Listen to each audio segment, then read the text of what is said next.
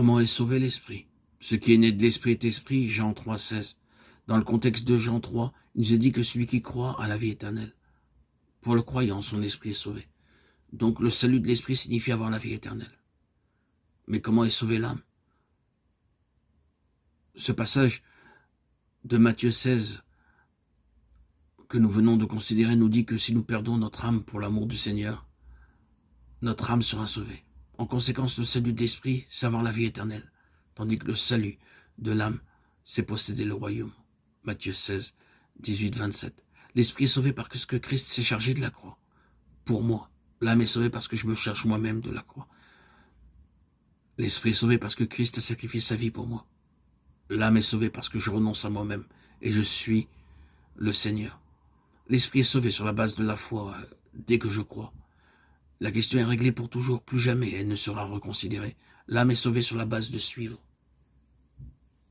C'est une affaire de toute la vie, une course à achever. L'esprit est sauvé par la foi parce que celui qui croit au Fils a la vie éternelle, Jean 3, 36. L'âme est sauvée par les œuvres parce que alors le Seigneur rendra à chacun selon ses œuvres, Matthieu 16, 27. Une fois que l'esprit est sauvé, la vie éternelle est assurée. Même si tous les démons de l'enfer se levaient pour me tenter, ils ne pourraient pas me faire périr. Si tous les anges du ciel descendaient pour me frapper, ils ne pourraient pas non plus me faire périr. Que dis-je?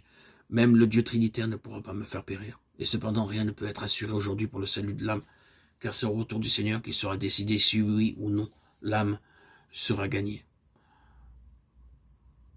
Le salut de l'esprit est décidé aujourd'hui, parce qu'en croyant dans le Seigneur, nous avons la vie éternelle.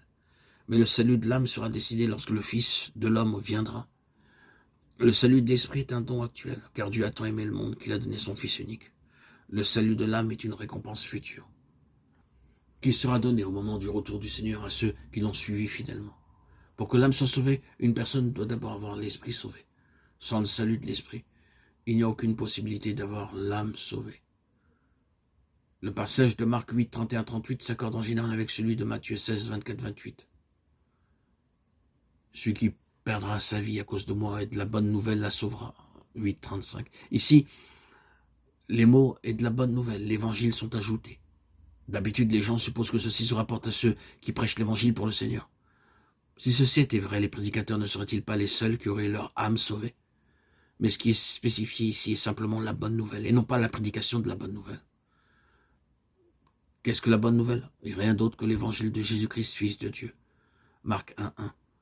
Le si grand salut dont il est parlé dans Hébreux 2, 3, 4, qui est conduire à la gloire beaucoup de fils, Hébreux 2, 10. Ceci n'est pas simplement l'évangile de la libération par une sorte spirituelle de l'Égypte, de ceux qui ont été esclaves du péché, mais le glorieux évangile de l'entrée spirituelle à Canaan.